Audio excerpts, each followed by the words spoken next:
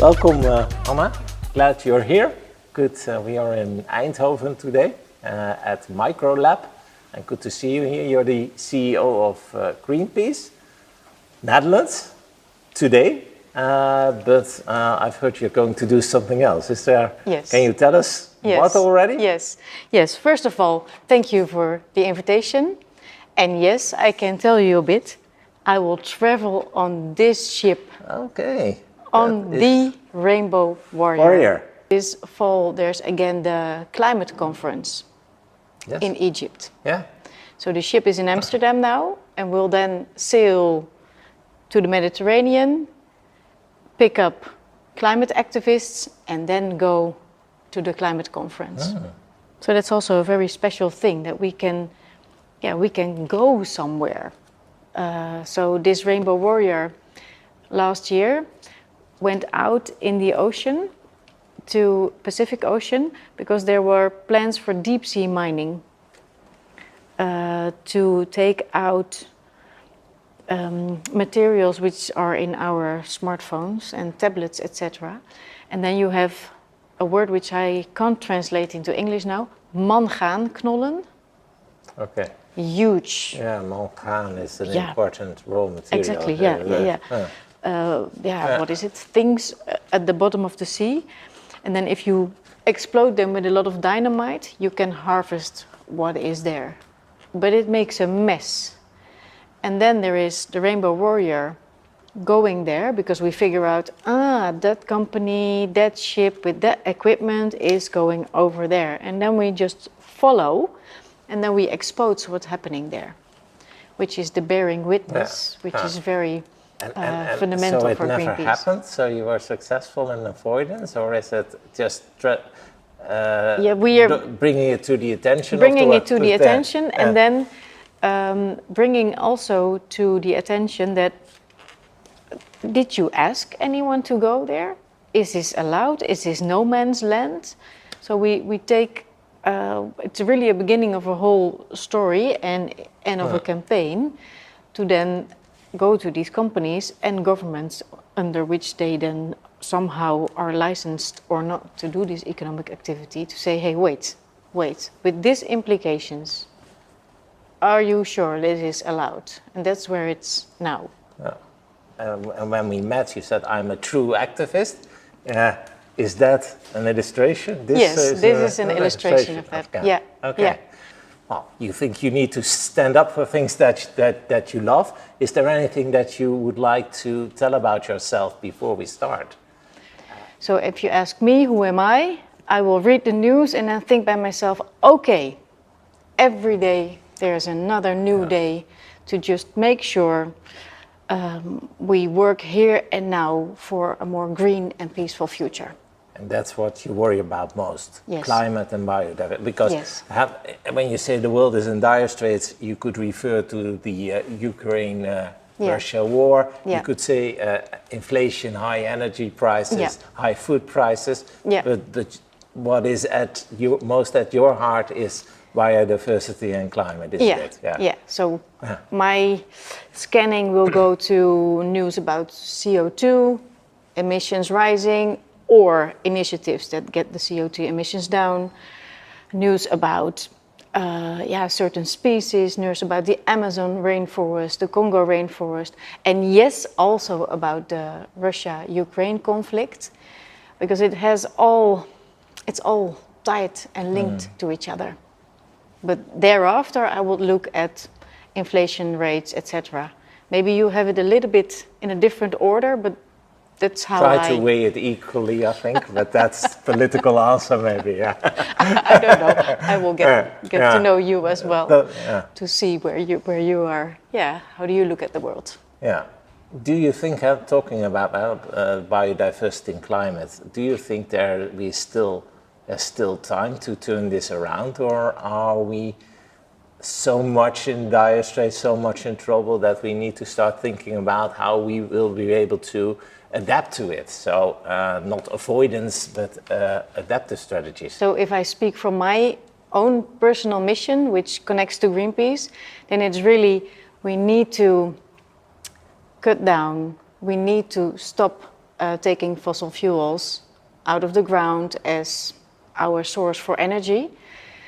Of course, sometimes my more nuanced, would say, intellectual brain thinks about adaptation options as well, but I would not bring them in first. I am afraid, also personally afraid, when I bring adaptation options to the table, then there's a huge shift of not having to really change something. Yeah. You need to keep the pressure on because otherwise everyone, companies and governments will think that they have time. And finally, exactly. The activists backed off, and now we can do what with it. That's what you're worried about. That's what I'm worried about. We are, of course, a long-term investor. So that gives a benefit to look for a solution in the longer run. At the same time, we see that the change is very urgent in a way. If we don't, although we do think that maybe some adaptive strategies could play a role as well. What we have in common, the longer term perspective. The longer term perspective, but also global.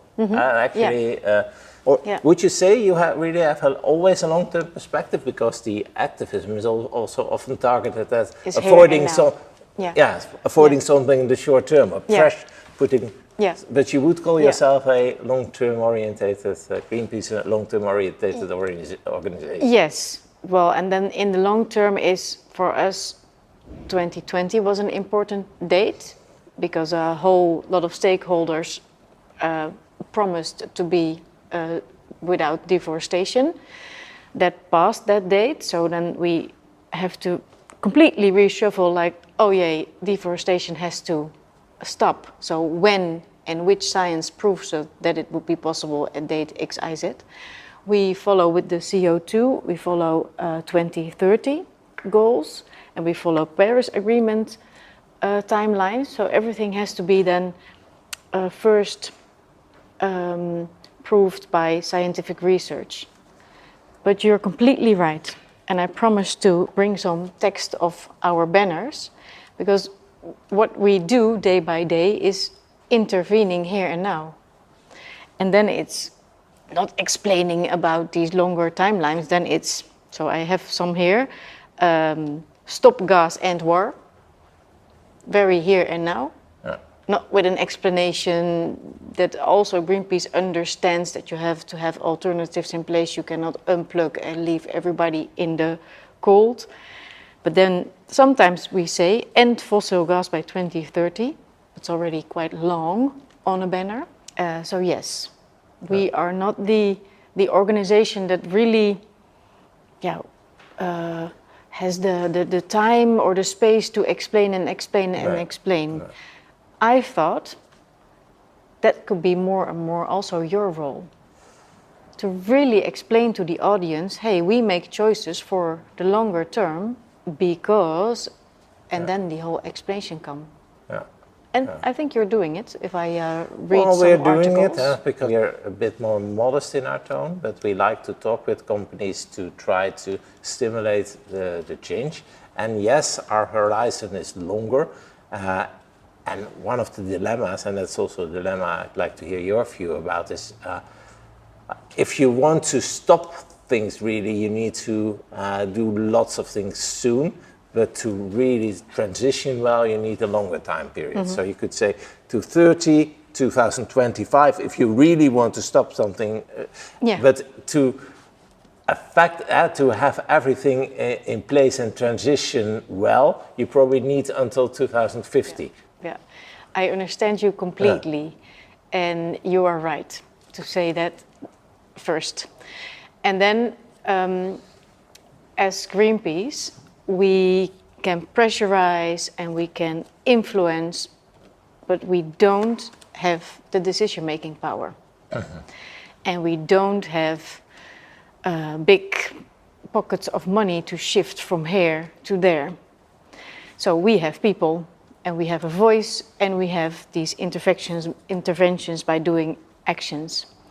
So we do these actions to make sure that we not only get out in the media, but that we make room for the actors which have the decision-making power, that they can maneuver. So the latest activity is in the Netherlands on our nitrogen discussion. Because we have to reduce, and our government has put it in the coalition agreement, and now there is Minister van der Wal who is responsible to make sure that that reduction will happen.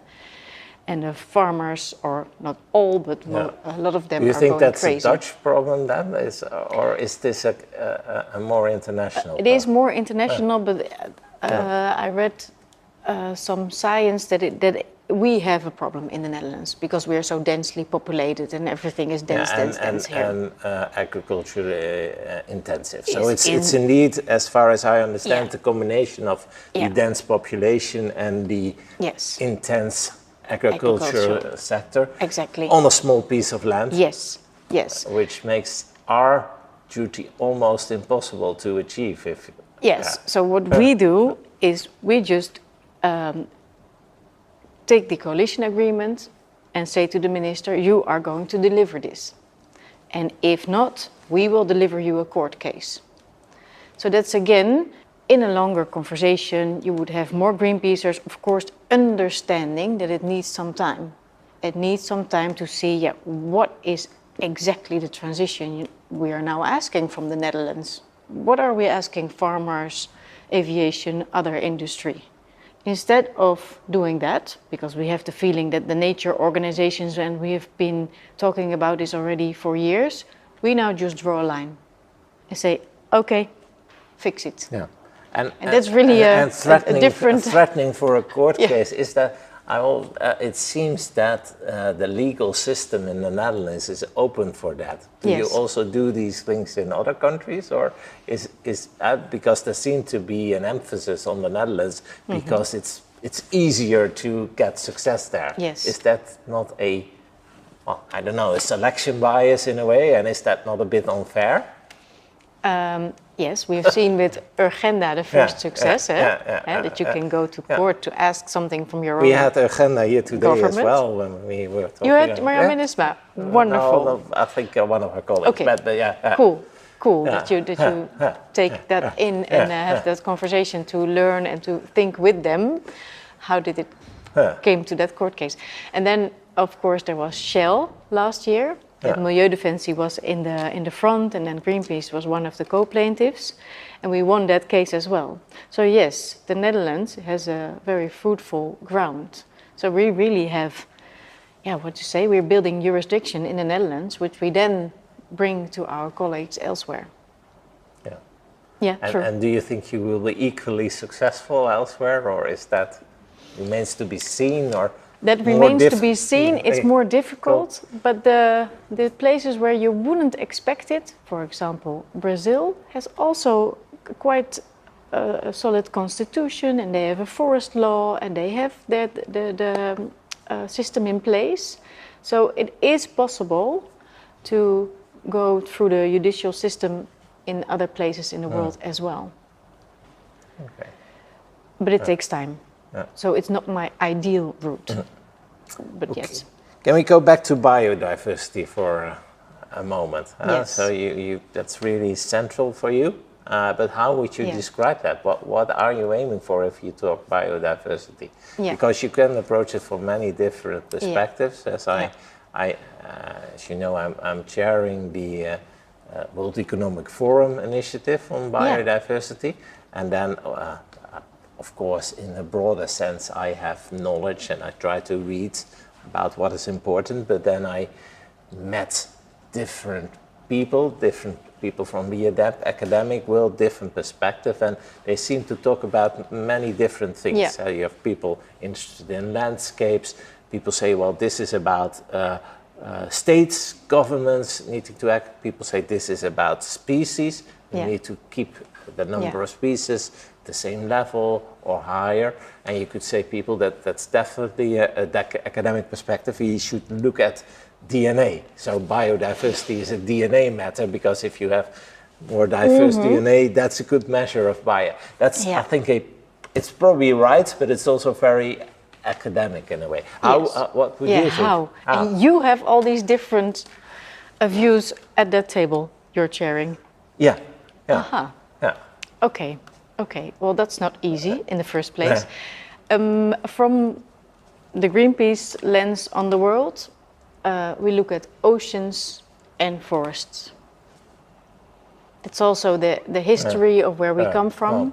So we say save the oceans, and then we straight after we say we need 30% of the oceans as an ocean sanctuary, so declared as protected areas.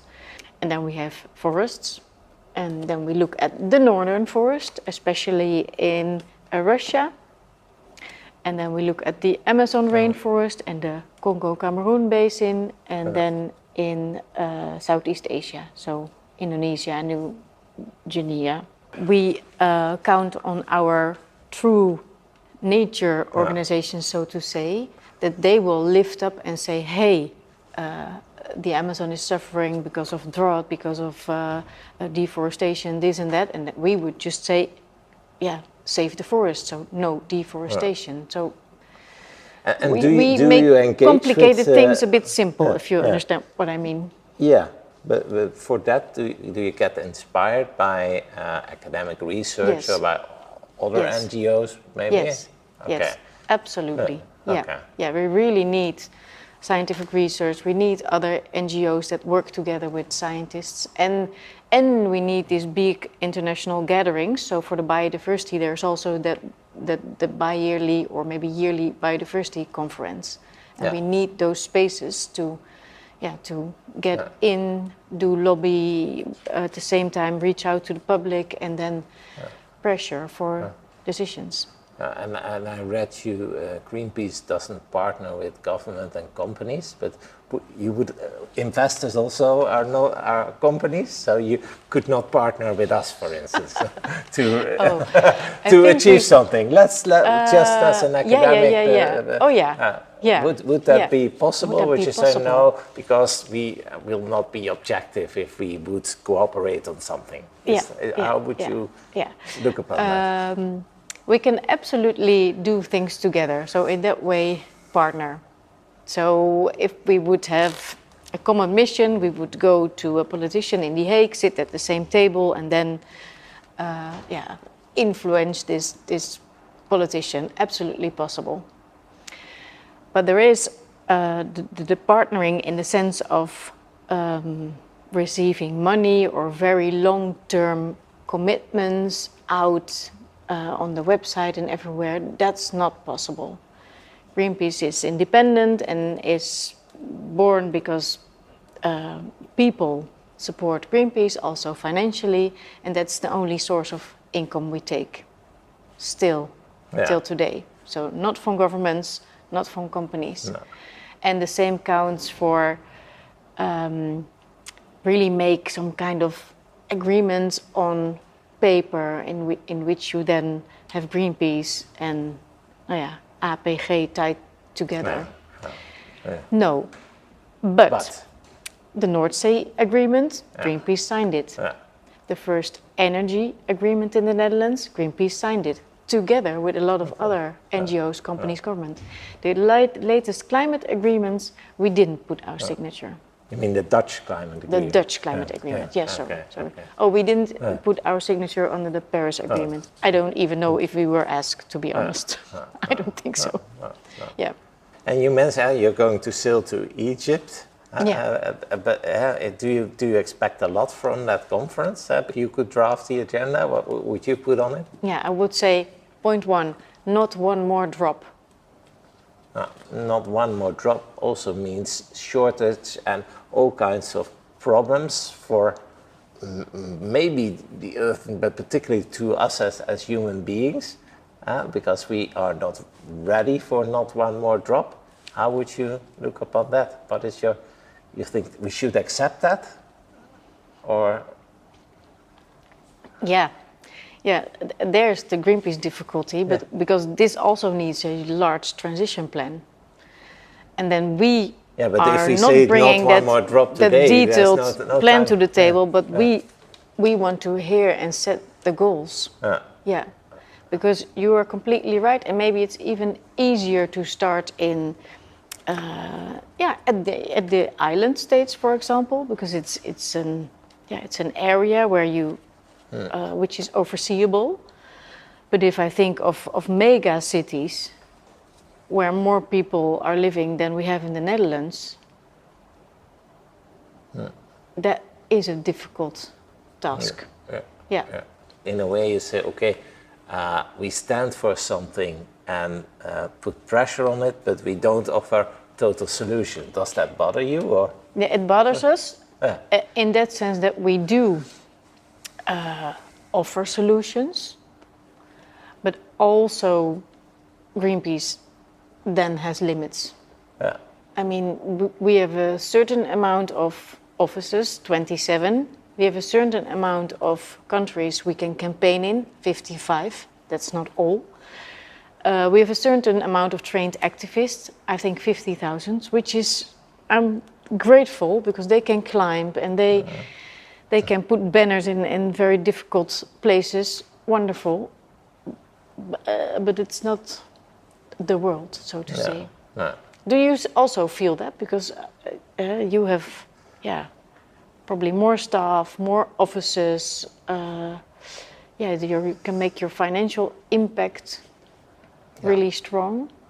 Well, from our professional perspective, we would, of course, like to think in not put pressure on things, but think about a transition path, think about a solution, and then putting hard deadlines would be difficult somewhat because sometimes you need more. Definitely, we feel that currently we probably need more time for a good and smooth transition, more time than we have, and that is a dilemma as well. The risk, where I would say the risk to your approach is that you say, okay, not one more drop, but then we leave the world in a relatively bad situation tomorrow if that would happen. The risk to our approach would be, okay, if we say,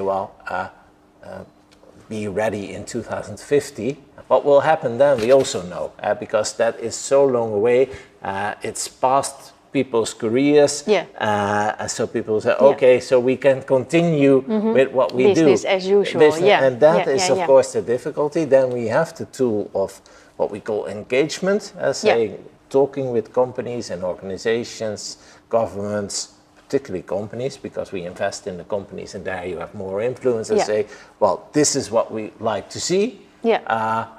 And if you don't meet what we like, then we will divest. And that happened, as you read, ABP, our largest client in size, has decided to divest. There is also there is a transition path, but it's a lot shorter to divest from the portfolio.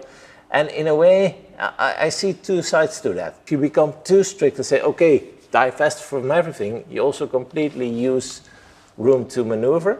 But if you say, well, we give you 30 years to solve our problem, that also won't work. You agree? Okay, I agree. And please keep on moving with what you say is what we call engagement.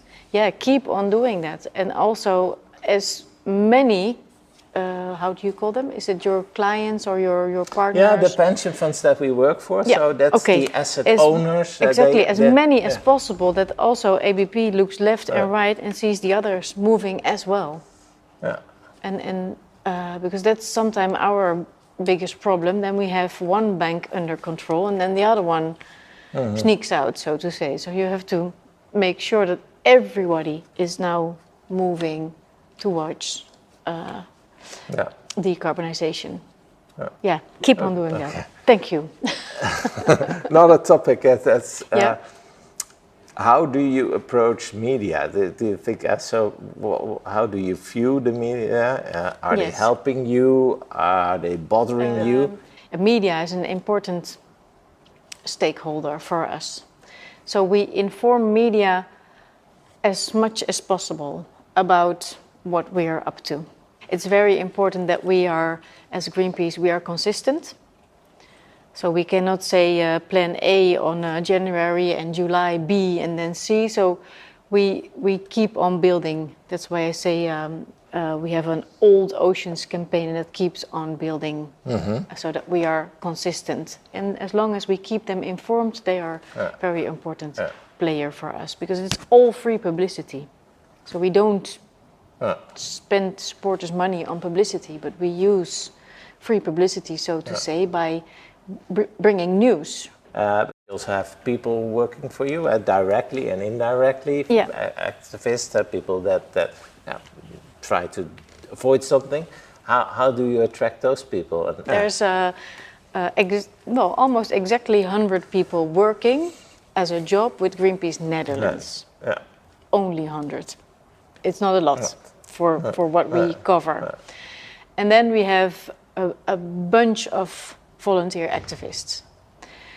If the people that work with Greenpeace, if they go into an action, including myself, we also do that voluntarily in our free time. But those 100 people, they have their salaries paid from donations made by other people in the Netherlands.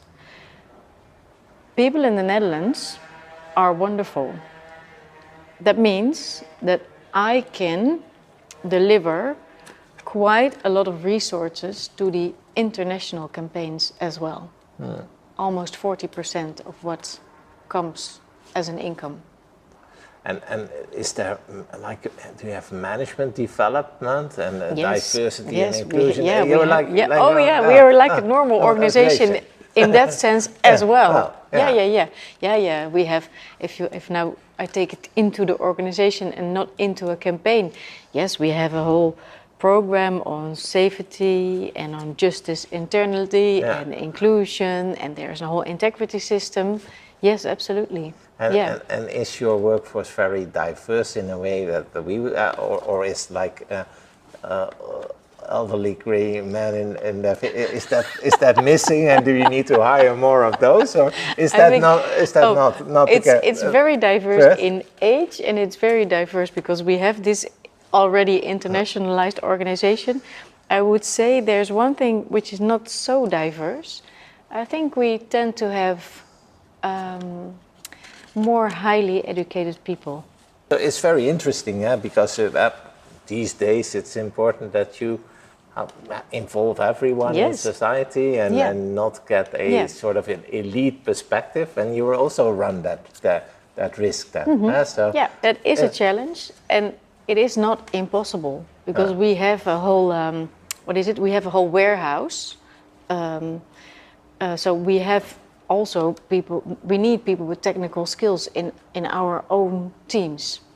So it's not impossible, for example. The other one is that I like that the secondary schools in the Netherlands, they are quite active with asking their pupils to go for a maatschappelijke stage for a few days. And I've been very open to that last years.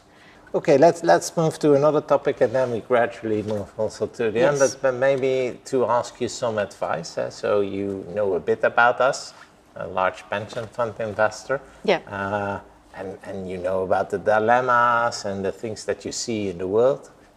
In dire straits. So what would you advise us to do? Do you have any recommendations for us?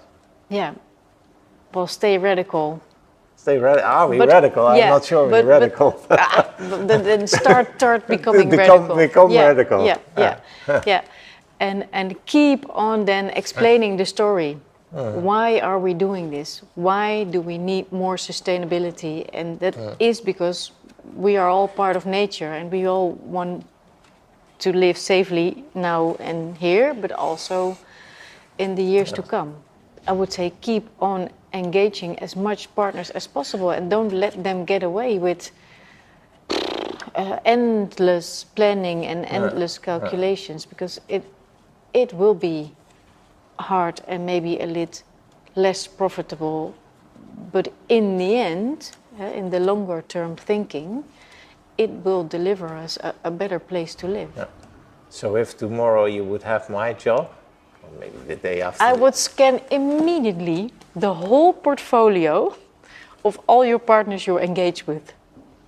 Scan, so you I would get into the office, take a cup of coffee or tea, can somebody print big posters of Not print, baby. To project whatever, but to feel a bit how far can you reach out? Okay. And then figure out which ones are the hardest and the most difficult, and then go there. Okay. That's what I would do.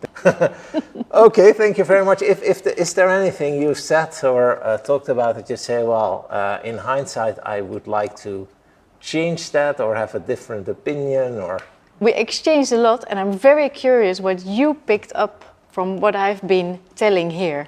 Yeah. Well, what I found very interesting is that we share a lot. So the dilemmas we don't disagree about. We sometimes disagree about solutions. You mentioned we are long-term. But maybe I would not have... yes, I know there's long-term goals, but I picked up that you also have this long-term perspective. I picked up how do you connect, and I find that very important. How do you connect with society? And also that's difficult for you. My chair role of biodiversity, yes, we sometimes also make it complex. And what you said, well, we keep it simple, oceans and forests, in a way.